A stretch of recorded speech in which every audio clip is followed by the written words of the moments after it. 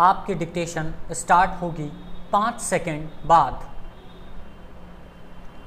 3, 2, 1 start. सभापति महोदय, ये शब्द मेरे नहीं हैं बल्कि राष्ट्रपिता के हैं। जो लोग आज सरकार में बैठे हुए हैं, क्या वे अपने दिल में सोचेंगे कि यह देशद्रोह शब्द बालकों को अंग्रेजी पढ़ाने के लिए राष्ट्रपिता का कहा हुआ है? आज 54 वर्ष देश को स्वतंत्र हुए हो गए हैं, लेकिन राष्ट्रपिता की इस बात पर आज तक ध्यान नहीं दिया गया है। अंग्रेजी भाषा को पढ़ाना क्यों बंद नहीं किया गया और उसको दैनिक कार्यों में क्यों प्रयोग में लाया जाता है? मैं इस बात को कई बार इस सदन में कह चुका हूँ और मैंने विधान परिषद की नियमावली में 1 वर्ष पहले एक संशोधन भी रखा था, लेकिन मेरा दुर्भाग्य है कि वह संशोधन वर्ष भर से इस सदन में प्रस्तुत नहीं हो सका। मेरी अपनी राय है कि कम से कम दैनिक कार्यों के लिए यदि सरकार अंग्रेजी भाषा पर बंधन लगा दे तो बहुत अच्छा हो और जो यह अनुशासनहीनता है वह भी समाप्त हो जाए। सभापति महोदय, जैसा कि मेरे मित्र ने कहा, लड़कों के माता पिता अंग्रेजी का प्रयोग करते हैं और उनके शिक्षक भी उसका प्रयोग करते हैं, फिर बालकों पर उसका प्रभाव क्यों नहीं पड़ेगा? मैं उनसे सहमत हूँ कि बालकों में नकल करने की आदत होती है, जैसा वे अपने बड़ों को करते देखते हैं वैसा ही वे करते हैं। अगर हम कोई बुरा काम करेंगे तो उसका प्रभाव बालकों पर अवश्य पड़ेगा। आप देखेंगे कि जिस मनोवृत्ति के माता पिता और शिक्षक होते हैं उसी प्रकार के बालक भी होते हैं।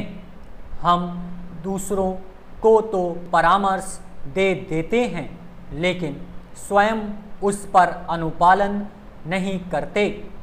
इसके साथ ही साथ हमको शिक्षा प्रणाली की ओर भी ध्यान देना है। शिक्षा के जिन तरीकों को आजकल अपनाया जा रहा है वे वास्तव में लाभकारी नहीं हैं।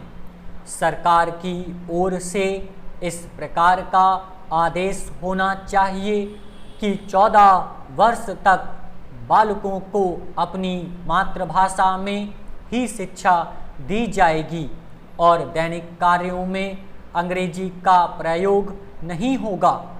इस प्रस्ताव में अनेक महत्वपूर्ण बातों की ओर ध्यान दिलाया गया है।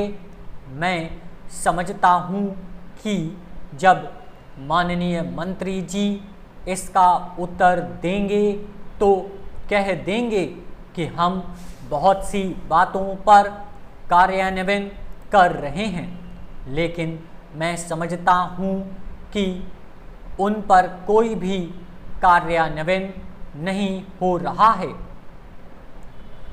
सभापति महोदय, आज हमारे देश में जो ऊपर से लेकर नीचे तक शिक्षा दी जा रही है उसमें व्यवस्था ही एक कारण है जिसकी वजह से शिक्षा का स्तर गिरता जा रहा है। मेरा अपना विचार है कि जो शिक्षा प्रणाली है और जिस रूप में शिक्षा दी जा रही है वही अनुशासनहीनता का भी कारण है। अपने देश और प्रदेश में हर एक की अपनी अपनी भाषा है और वह बालक जो इस देश में पैदा हुआ है, जो अपनी मातृभाषा की गोद में पला है, उसको यदि अपनी मातृभाषा में ही शिक्षा दी जाए तो मेरा विचार है कि शिक्षा का स्तर ठीक हो सकता है। जो सबसे बड़ी भूल और कमी सरकार के द्वारा दी जाने वाली शिक्षा के संबंध में हो रही है वह यह है कि बालक की मातृभाषा में शिक्षा न देकर उसको उस भाषा में शिक्षा देने की व्यवस्था की गई है जो हमारे देश या प्रदेश की भाषा कभी रही ही नहीं। मेरा अभिप्राय विदेशी भाषा अंग्रेजी से है।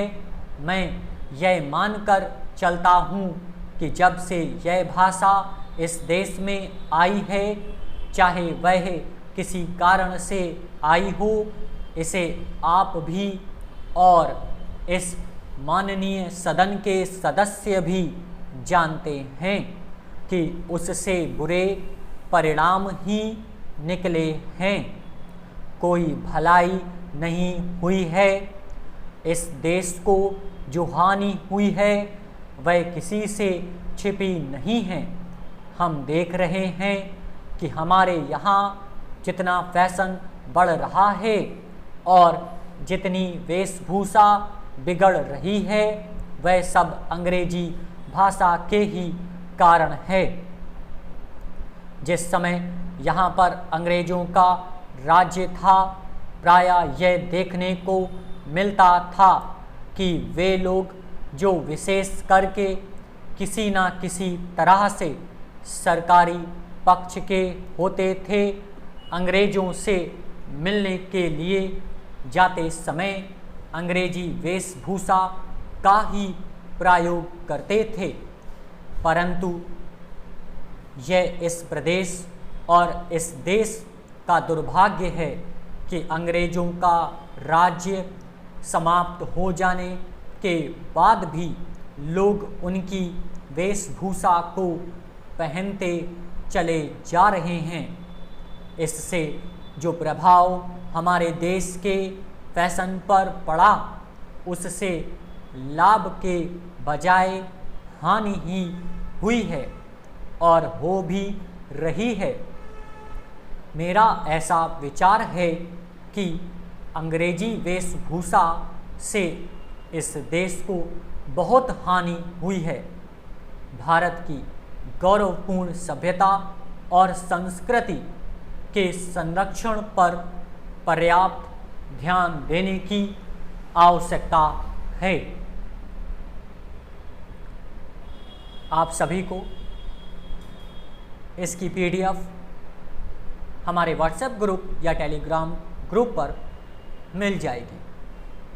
आप हमें कमेंट्स करके या मैसेज करके बता सकते हैं कि स्पीड की और भी डिक्टेशन कितने स्पीड की आपको ज़रूरत है। धन्यवाद।